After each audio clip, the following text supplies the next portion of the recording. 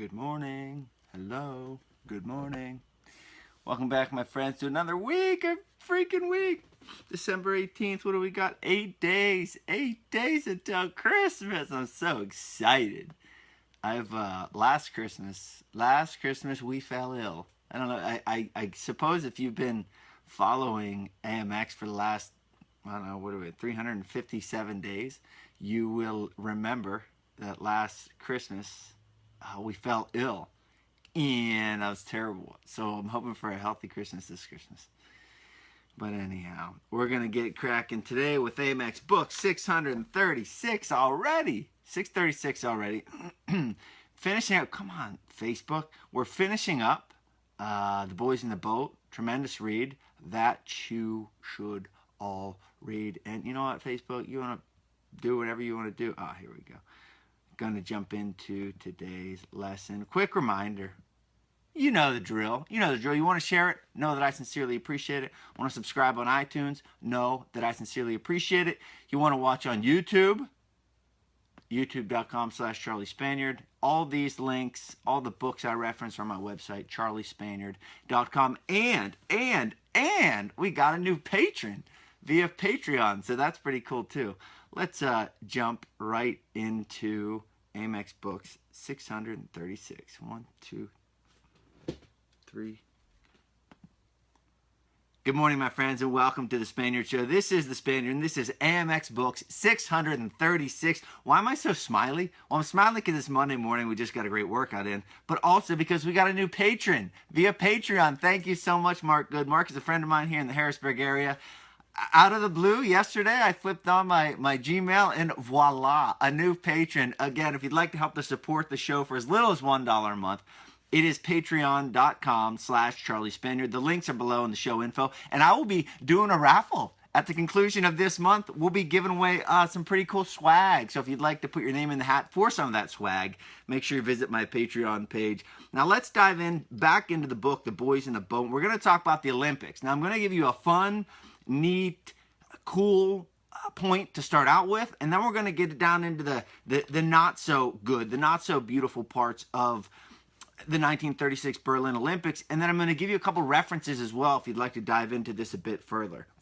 So in the book, I'm reading about Joe Rance's Olympic experience, and it's talking about getting on the Manhattan, sailing out of the Hudson, going across the Atlantic. In this boat, I think it said 325 Olympic athletes. Yeah, 325 other members of the U.S. Olympic team. So this is like a fiesta. These people are, you know, these Olympic athletes and coaches are going to Berlin. They're the best of the best. They've put in the work. They are embarking on this trip across the world to fulfill their dreams. And some of them, as we know by way of this book, do fulfill those dreams.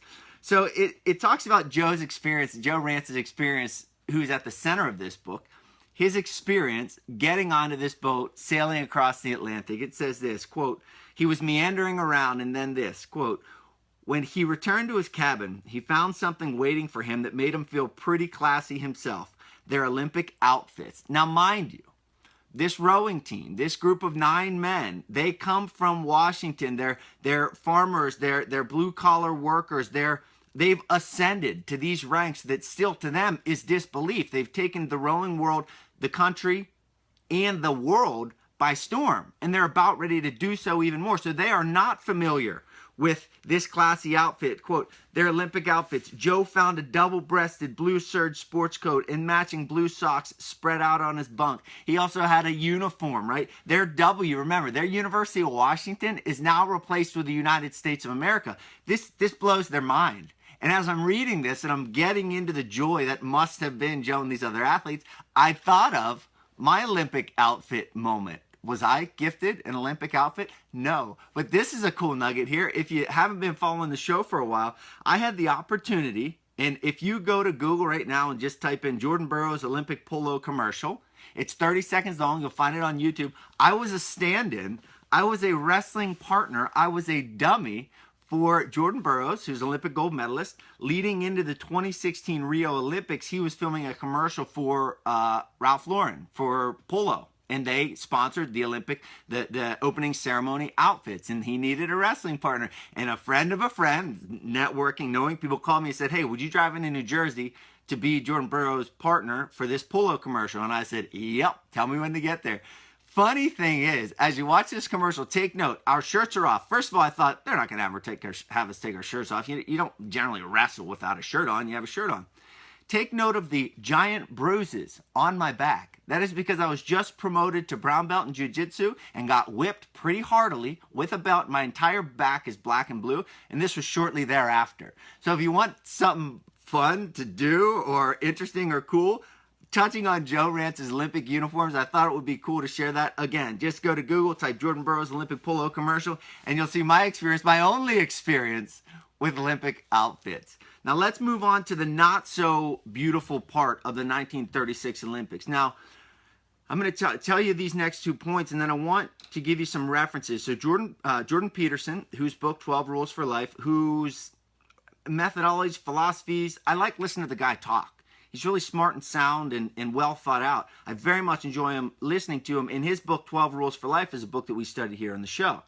So Jordan Peterson just wrote the epilogue to the Gulag Archipelago. Now, if you're like me, I heard the word Gulag, didn't know what it was, and had to do some research, listen to Peterson's recent episodes on Joe Rogan Experience and Jocko Willing's podcast to learn that it was essentially the Soviet prison system, okay?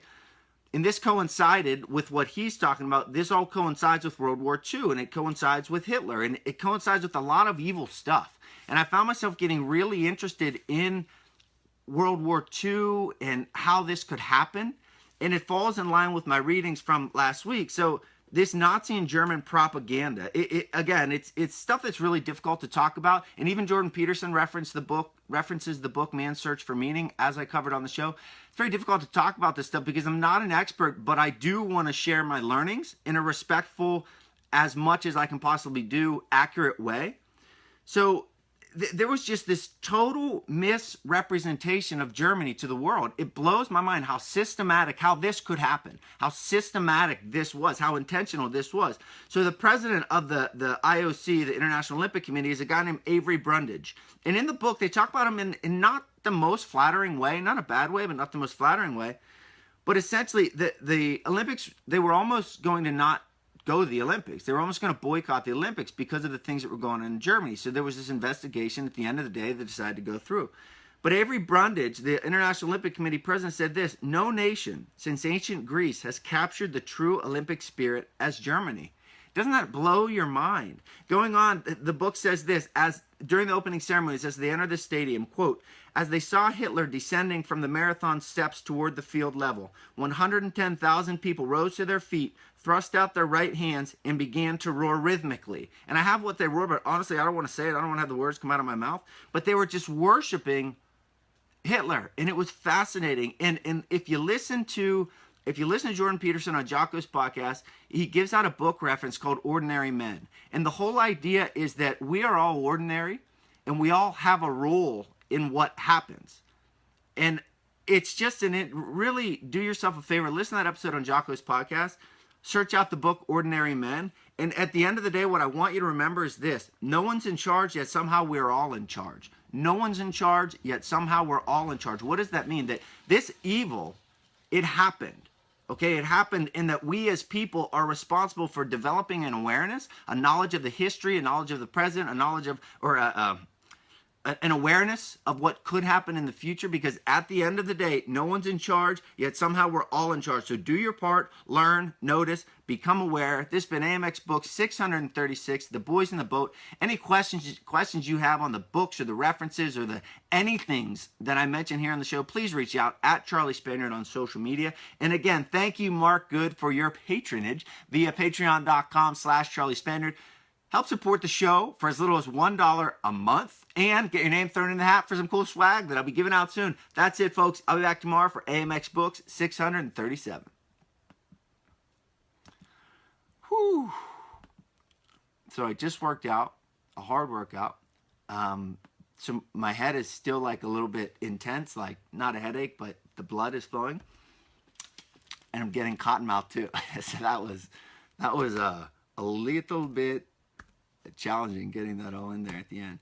Anyway, thank you for tuning in.